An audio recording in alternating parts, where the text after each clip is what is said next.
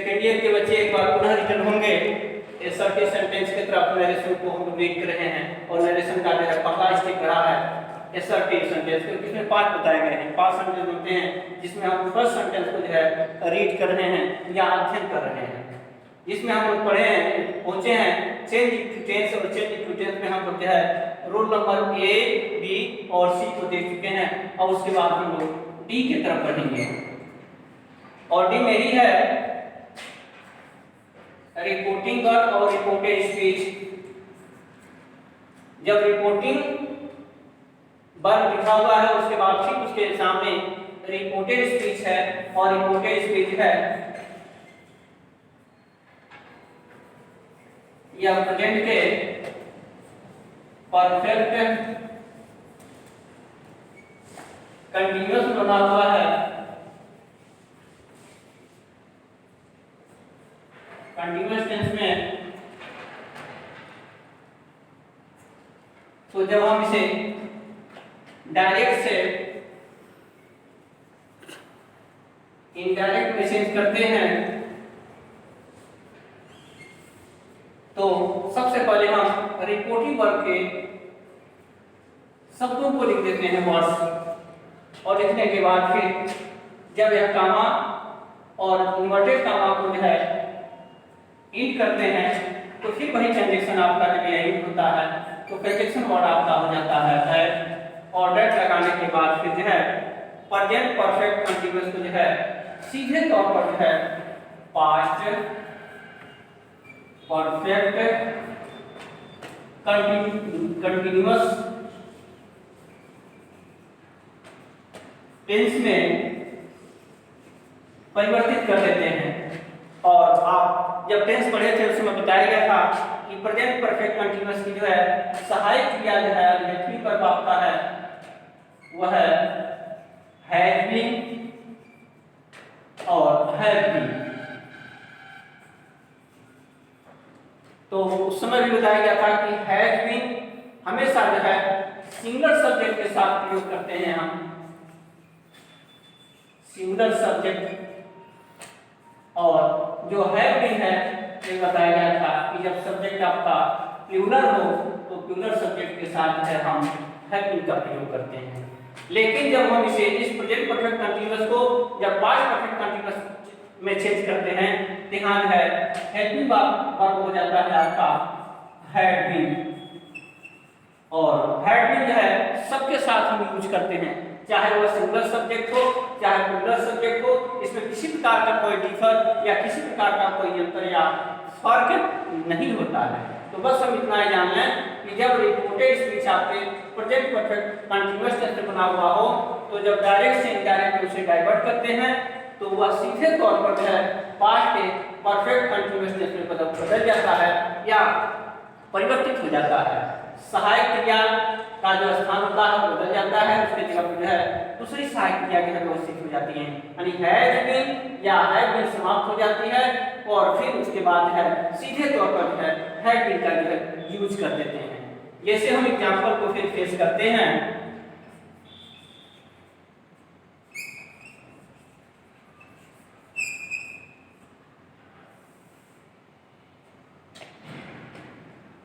जिसे यहाँ लिखा हुआ है Rohit said to her comment the children had been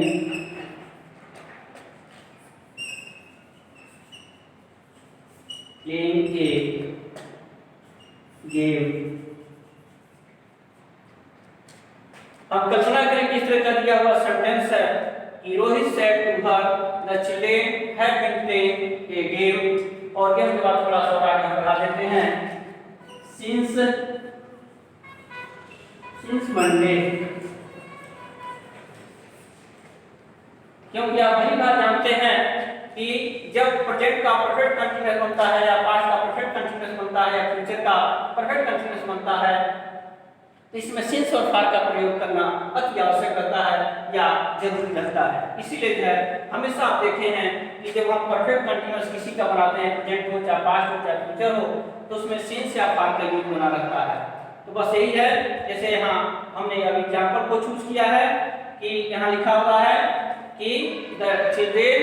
have been playing a game since Monday, लेकिन जब इसे आप डायरेक्ट से इनडायरेक्ट में जब चेंज करेंगे तो सबसे पहले हो जाएगा रोहित, और रोहित के बाद यहाँ जो सैड है फिर इसे टोटल बदल देंगे, क्योंकि यहाँ देखेंगे बड़े साफ तौर पर स्पष्ट रूप से कि यहाँ ऑब्जेक्ट है तो सैड की जगह पर हो जाएगा टोल्ड, और टोल्ड के बाद आपने टू को फिनिश किया, हर यहाँ ऑब्जेक्ट है इसको यहाँ आपने कंपोज कर दिया हर, फिर आपने कामा इन्वर्टेड कामा को जब समाप्त करेंगे तो कंजक्शन वर्ड आपका हो जाएगा दैट, और दैट लगाने के बाद फिर आप सब्जेक्ट की तरफ बढ़ेंगे, रिपोर्टिव स्पीच की तरफ आ जाएंगे। तो रिपोर्टिव स्पीच में सब्जेक्ट आपका है द चिल्ड्रेन, तो आपका यहाँ हो गया द चिल्ड्रेन, और द चिल्ड्रेन की बात है आप हैव को समाप्त कर देंगे, और इसके जगह पर बताया गया है कि जब हैव बीन और हैव बीन को समाप्त करते हैं तो उसकी जगह पर है हम हैव बीन का यूज कर देते हैं, चाहे सब्जेक्ट आपका सिंगुलर की तरफ संकेत कर रहा हो या डिफाइन कर रहा हो, चाहे प्लूरल की तरफ डिफाइन कर रहा हो। तो आपका यहाँ हो गया हैड बीन, और हैड बीन लिखने के बाद जो है सीधे तौर पर बढ़ेंगे जो है प्लेइंग, इसमें कोई परिवर्तन आप नहीं करेंगे, तो आपका हो गया प्लेइंग, और प्लेइंग के बाद हो गया ए गेम,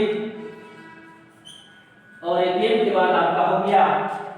सिंस मंडे, इसमें भी कोई परिवर्तन नहीं करेंगे, जो सब जैसा है उसको उसी रूप में जो है व्यवस्थित कर देंगे। यहाँ हो गया सिंस मंडे।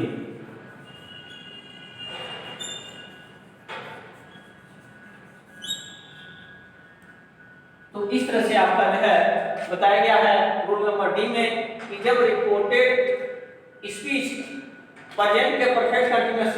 टेंस की तरफ संकेत कर रहा हो तो फिर जब डायरेक्ट से इनडायरेक्ट चेंज करेंगे तो क्या करेंगे, तो उसमें बताया गया है कि सबसे पहले आप रिपोर्टिंग वर्ब को लिख देंगे, जैसे यहाँ बताया गया था कि रिपोर्टिंग वर्ब लिखने के बाद फिर आप कंजक्शन का जो है स्थान उपयुक्त रखेंगे, यानी डेट लगा देंगे और कामा इम्पोर्टेंट कामों को समाप्त कर देंगे, और इस प्रेजेंट परफेक्ट कंटीन्यूअस टेंस को जो है चेंज करके जो है आप पास्ट परफेक्ट कंटीन्यूअस टेंस में बदल देंगे। और जैसे बताया गया है कि प्रेजेंट परफेक्ट कंटीन्यूअस का जो है सहायक क्रिया हैज बीन या हैव बीन होती है, तो इसे समाप्त कर देते हैं, और उसके बाद है हैज बीन और हैव बीन की जगह पर जो है सीधे तौर पर जो है आप हैव बीन का यूज कर देते हैं। जैसे एग्जांपल भी आपके सामने जो है प्रेजेंट किया गया है कि रोहित सेड टू हर, और उसके बाद यह आपका रिपोर्टिंग वर्ब हो गया, रिपोर्टेड स्पीच है कि the children has been playing a game since Monday, तो जब इसे इस को आपने इनडायरेक्ट में जब चेंज किया है तो आपने देखा है कि रोहित की जगह पर रोहित हो गया, सेड को आपने बदल दिया, सेड की जगह पर हो गया है टोल्ड, उसके बाद टोल्ड को लिखने के बाद यहाँ जब आपने हर को यूज किया है तो टू समाप्त हो जाता है, और टू को समाप्त करने के बाद आपने हर का हर को लिख दिया है, फिर आप जब कामा इन्वर्टेड कामा को जो है समाप्त किए हैं तो कंजक्शन आपको वर्ड आपका हो गया है दैट, और दैट के बाद आपने देखा कि जब आपने रिपोर्टेड स्पीच की तरफ बढ़े हैं तो यहाँ हो गया द चिल्ड्रेन, और यहाँ लिखा हुआ था हैव बीन, तो हैव बीन को आप बदल कर यहाँ जो हैड बीन है सहायक क्रिया उसको आपने यहाँ यूज किया है हैड बीन, और हैड बीन लिखने के बाद फिर आप वर्ब की तरफ बढ़े हैं, इसमें कोई आपने चेंजिंग नहीं किया है, फिर ये गेम है इसमें भी कोई चेंजिंग नहीं आपने किया है, और सिंस मंडे जो किया हुआ है सेंटेंस के आखिर या लास्ट में उसमें भी आपने कोई परिवर्तन नहीं किया है, और उसके बाद है सेंटेंस को आपने समाप्त कर दिया है। एक और हम लोग देख लें कि अगर रूल नंबर हम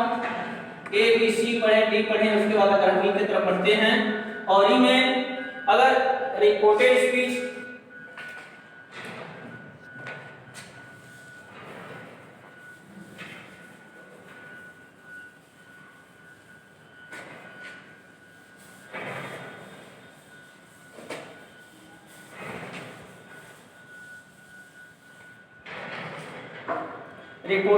अगर आपका जो है 5 के बीच में बना हुआ है,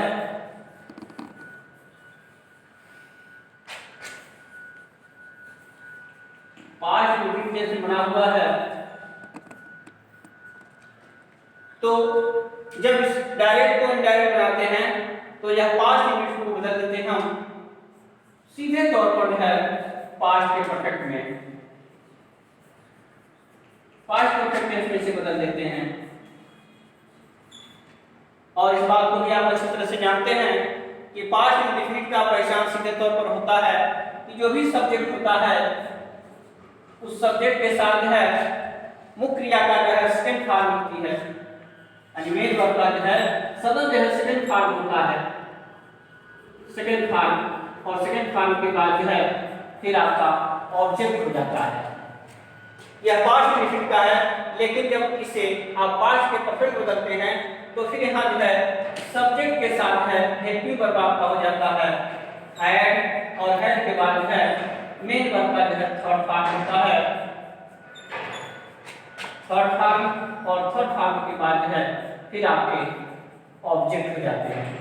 तो हमने यह देखा कि जब reported speech past indefinite tense में हो तो डायरेक्ट से इनडायरेक्ट में जब उसे चेंज करते हैं तो पास्ट इंडेफिनिट को हम चेंज कर देते हैं पास्ट के परफेक्ट टेंस में। तो पास्ट इंडेफिनिट बताया गया कि पास्ट इंडेफिनिट का पहचान सीधे तौर पर होता है कि सब्जेक्ट के साथ मेन वर्ब का सेकंड फॉर्म होता है और फिर ऑब्जेक्ट होता है। लेकिन जब इसे डाइवर्ट करते हैं या कन्वर्ट करते हैं पास्ट के परफेक्ट टेंस में तो सब्जेक्ट के साथ है अब सहायक क्रिया हो जाती है हैड, चाहे वो सब्जेक्ट सिंगुलर हो चाहे प्लूरल हो, सबके साथ हम हैड का यूज करते हैं। और हेड का यूज करने के बाद है तब मेन वर्ब का यहाँ थर्ड फॉर्म हो जाता है, और थर्ड फॉर्म के बाद है अंत में हम ऑब्जेक्ट को लिख देते हैं, और ऑब्जेक्ट को लिखने के बाद है सेंटेंस का जो है समापन कर देते हैं या एंडिंग कर देते हैं। जैसे एग्जांपल को हम एक बार और फेस करें, यहाँ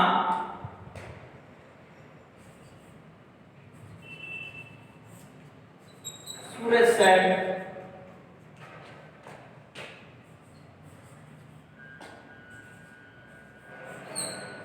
the boys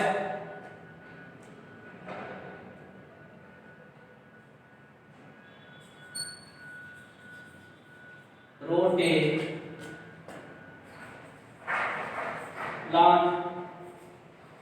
verse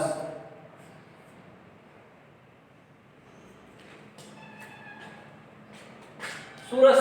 ने कहा boys wrote a long verse, verse मतलब होता है कविता। तो यहाँ आपने देखा रिपोर्टिंग वर्ब है सूरज सेड और रिपोर्टेड स्पीच है the boy wrote a long verse. अब यहाँ मुख्य क्रिया को आपने देखा कि सब्जेक्ट के साथ जो है मेन वर्ब का सेकंड फॉर्म है। तो जब इसे डायरेक्ट से इनडायरेक्ट बदलेंगे तो फिर आपका हो जाएगा सूरज में कोई परिवर्तन नहीं, सूरज का सूरज हो गया, और सूरज के बाद फिर आपका यहाँ सेड लिख देंगे क्योंकि यहाँ कोई ऑब्जेक्ट नहीं है, इसलिए सेड में कोई परिवर्तन आप करने का साहस या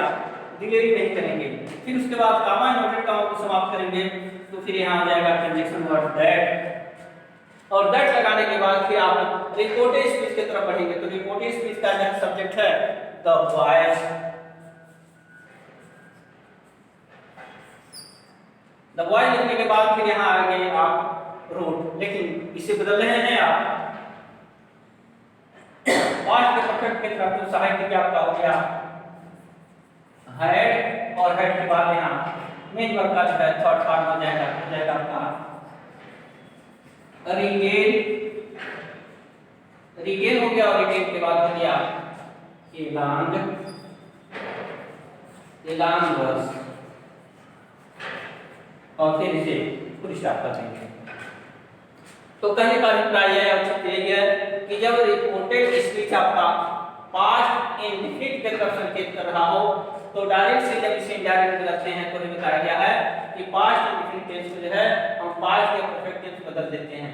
यहाँ होता है इस सब्जेक्ट के साथ सहायक क्रिया हेड हो जाती है, हेड के बाद मेन वर्ब का थर्ड फॉर्म हो जाता है, और थर्ड फॉर्म के बाद जो है अंत में हम ऑब्जेक्ट लिखकर जो है उस सेंटेंस का जो है समापन कर देते हैं। जैसे आपने एग्जांपल या उदाहरण को देखा है कि सूरज सेड, उसके बाद इन्वर्टेड कॉमा में था the boys wrote a long verse. फिर जब इसे आप डायरेक्ट से इनडायरेक्ट में जब डाइवर्ट किए हैं, चेंज किए हैं, तो सूरज सेड इसमें कोई परिवर्तन आपने नहीं किया है। तो जब आपने कॉमा इन्वर्टेड कॉमा को समाप्त किया है तो कंजंक्शन वर्ड हो गया है आपका दैट, और दैट लगाने के बाद जब आगे बढ़े हैं तो इसमें रिपोर्टेड स्पीच में सब्जेक्ट आपका रहा है द बॉयज, और बॉयज लिखने के बाद जो है यहाँ हेल्पिंग वर्ब हो गया है, तो को आपने हेड का यूज किया है, और यहाँ रूट जो है रूट क्रिया का सेकंड फॉर्म है, लेकिन आपने इसे थर्ड फॉर्म में जो है चेंज किया है, तो रूट का हो गया है रिटेन, और शेष शब्दों में आपने कोई परिवर्तन नहीं किया है। इस तरह से जो है आपका जो है रूल नंबर जो है ई जो है समाप्त हो गया। तो हमने देखा ए बी सी डी और ए में हमने क्या रीड किया है। तो आपका यही रहा है जो लास्ट वाला जब हम पढ़े हैं कि पास्ट के इंडिकेटिव को जो है किसमें चेंज करेंगे, जो आपको बड़े साफ तौर पर बताया गया है और समझाया गया है कि हाँ उसको जब बदलेंगे तो किन किन बिंदुओं पर हम विशेष ध्यान देंगे या किन किन पहलुओं को जो है बड़े स्पष्ट रूप से देखेंगे या सीन करेंगे, फिर उसी के अनुसार जो है उसे हम डाइवर्ट करेंगे। शेष जो है अगले वीडियो में देखेंगे।